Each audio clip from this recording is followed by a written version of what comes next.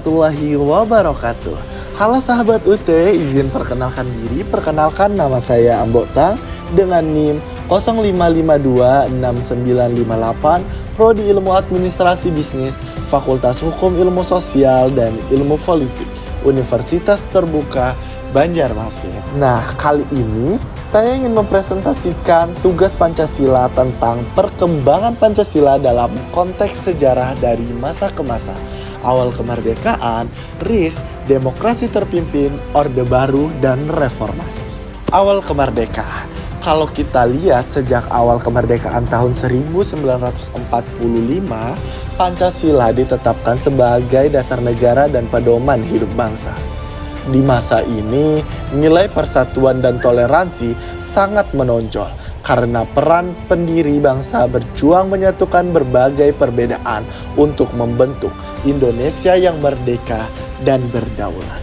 Selanjutnya, pada masa Republik Indonesia Serikat atau yang biasa disebut dengan RIS di tahun 1949 sampai dengan 1950, Indonesia sempat berbentuk negara federal setelah pengakuan kedaulatan dari Belanda.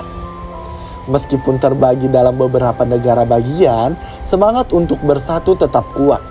Nilai Pancasila yang tercermin di masa ini adalah persatuan Indonesia, karena keinginan seluruh rakyat untuk kembali menjadi negara kesatuan Republik Indonesia. Akhirnya pada tahun 1950 RIS dibubarkan dan Indonesia kembali menjadi negara NKRI. Kemudian pada masa demokrasi terpimpin pada tahun 1959 sampai dengan 1965, Presiden Soekarno mengeluarkan Dekrit Presiden 5 Juli 1959 untuk kembali ke Undang-Undang Dasar 1945. Langkah ini mencerminkan nilai kerakyatan dan kebijaksanaan karena diambil demi menjaga kestabilan dan keutuhan bangsa. Walaupun sistem demokrasi saat itu lebih terbatas. Lanjut ke masa Orde Baru pada tahun 1966 sampai dengan 1998, pemerintah berusaha menegakkan stabilitas politik dan pembangunan ekonomi dengan menjadikan Pancasila sebagai pedoman utama. Namun, pada praktiknya nilai keadilan sosial kurang diwujudkan karena maraknya korupsi, kolusi, dan nepotisme. Dari sini kita belajar bahwa Pancasila tidak boleh hanya dijadikan slogan, tetapi harus benar-benar diterapkan dalam kehidupan berbangsa dan bernegara. Dan akhirnya masuk ke masa reformasi tahun 1998, di mana rakyat dan mahasiswa menuntut perubahan besar untuk menegakkan demokrasi, keadilan, dan kebebasan dari KKN.